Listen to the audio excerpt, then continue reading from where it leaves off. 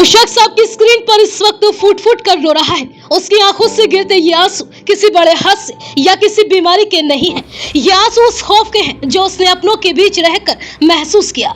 रोते हुए इस शख्स का नाम है प्रवीण जगपाल, उम्र 41 साल। ये इसलिए रो रहा है क्योंकि जिस घर को इसने बड़े ही अरमानों से सजाया था, उसी घर की बालकनी में इसके लिए एक कब्र खोद दी गई। और खोदने वाला भी कोई बाहर का दुश्मन नहीं, बल्कि इसकी अपनी ही पत्नी थी। अक्सर कहा जाता है कि घर वो महफूज जगह होती है जहां इंसान दुनिया भर के खतरों से बचकर सुकून की सांस लेता है। लेकिन महाराष्ट्र के बारामती से जो मामला सामने आया है, उसने 7 जन्मों के पति पत्नी के पवित्र रिश्ते को तार तार कर दिया है। एक पढ़ी लिखी पत्नी, वो भी बी फार्मा ग्रेजुएट महिला, अपने ही पति को अपने ही फ्लैट की बालकनी में जिंदा दफन करने की साजिश रचती है, बिल्कुल किसी थ्रिलर फिल्म की तरह।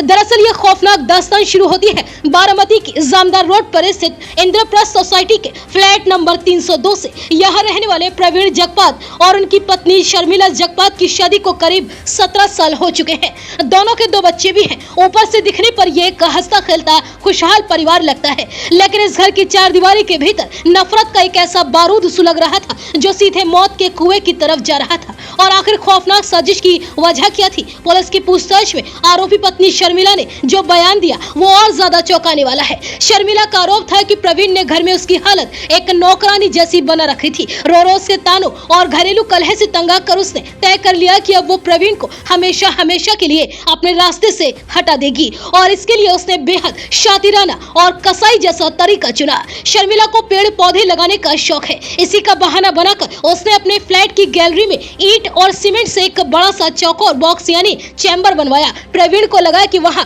पौधे लगेंगे, लेकिन वो बेखबर था कि वो असल में पौधों का गमला नहीं, बल्कि उसकी अपनी खुद की कब्र बनाई गई थी।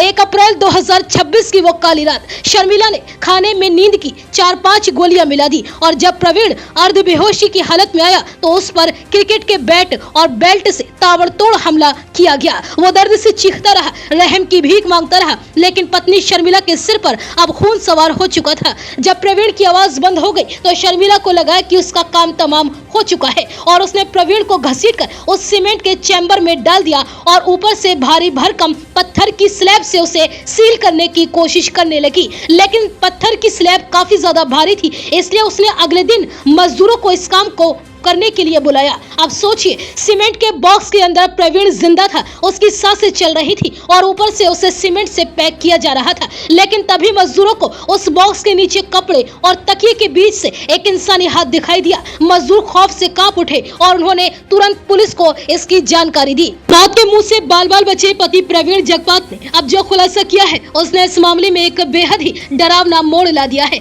प्रवीण का बयान है कि मेरी पत्नी ने घर के कैलेंडर पर 13 और 14 जुलाई की तारीखों के आगे बड़े बड़े अक्षरों में नो रिजल्ट लिखा था और ये दोनों ही दिन अमावस्या की रातें थी। प्रवीण को अब अंदेशा है कि उसकी हत्या के पीछे कोई मामूली झगड़ा नहीं, बल्कि कोई खतरनाक काला जादू या तंत्र मंत्र का खूनी खेल भी हो सकता है, जिसके जरिए उसे बलि चढ़ाने की तैयारी थी। फिलहाल पुलिस ने आरोपी पत्नी शर्मिला को गिरफ्तार कर सलाखों के पीछे भेज दिया है और भारतीय न्याय संहिता BNS की धारा 109 यानी हत्या के प्रयास के तहत मुकदमा भी दर्ज हो चुका है। लेकिन इस रोंगटे खड़े कर देने वाली वारदात ने समाज को हिला कर रख दिया है। क्या वाकई रिश्तों की डोर इतनी ज्यादा कमजोर हो चुकी है कि 7 फेरों के गवाह बने हमसफर ही एक दूसरे के जल्लाद बन जाए?